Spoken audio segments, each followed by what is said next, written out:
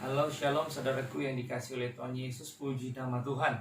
Salam miracle untuk semua sahabat dimanapun engkau berada.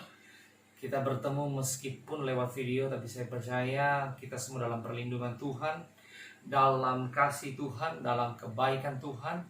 Dan saya sangat percaya kita semua dalam keadaan sehat. Sebelum kita mendengarkan firman Tuhan, mari kita berdoa.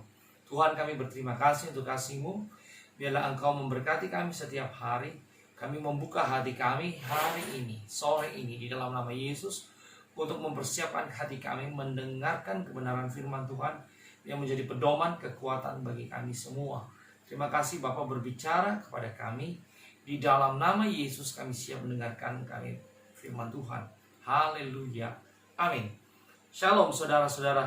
Kita akan berbicara tentang kebenaran firman Tuhan terdapat di dalam Lukas 21 ayat 9 dan 11. Saya mintakan istri saya untuk membacakan firman-Nya. Lukas 21 ayat 9. Dan apabila kamu mendengar tentang peperangan dan pemberontakan, janganlah kamu terkejut, sebab semuanya itu harus terjadi dahulu. Tetapi itu tidak berarti kesudahan akan datang segera.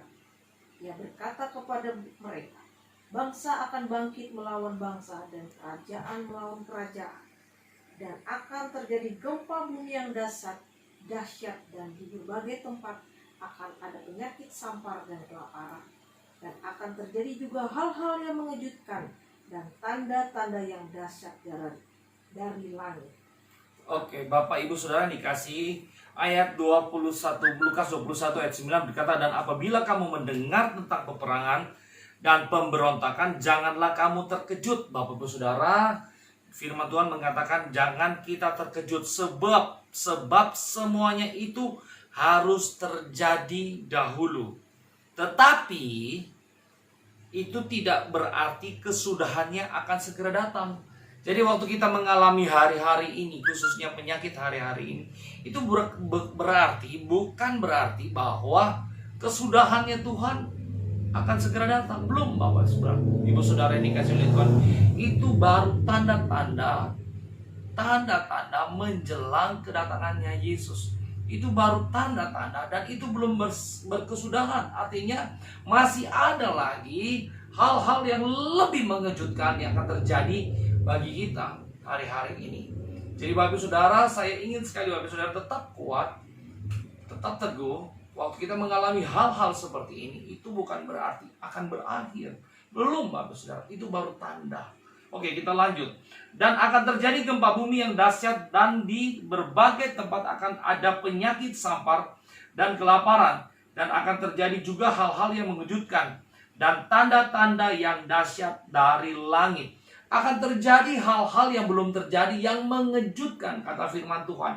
Yang akan membuat kita kaget, akan membuat kita bingung. Wow, tambah dahsyat.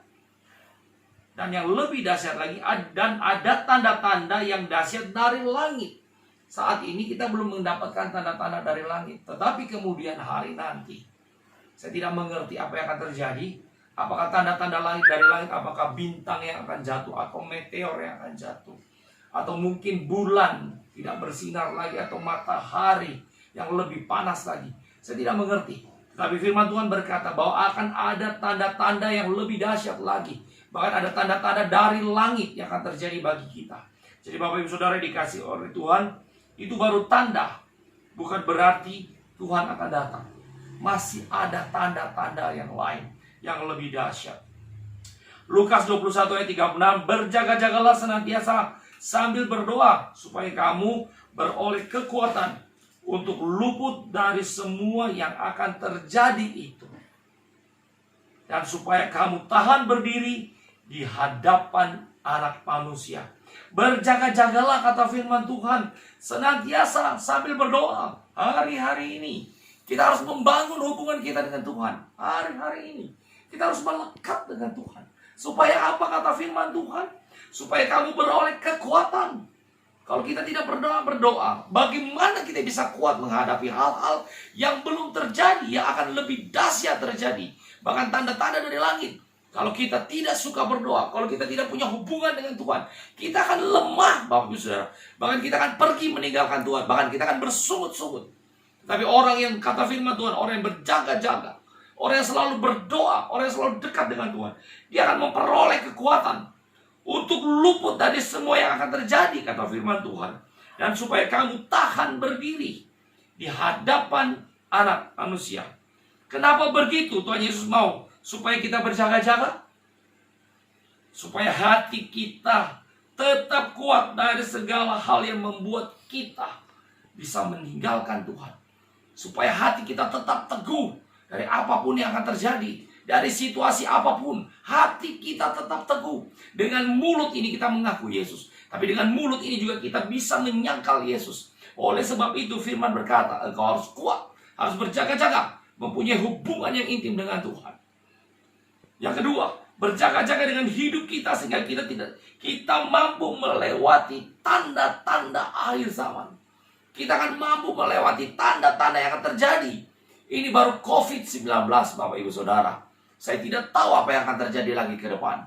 Saya dengar berita tadi dari Facebook, saya tidak tahu apa itu hoax atau tidak. Ada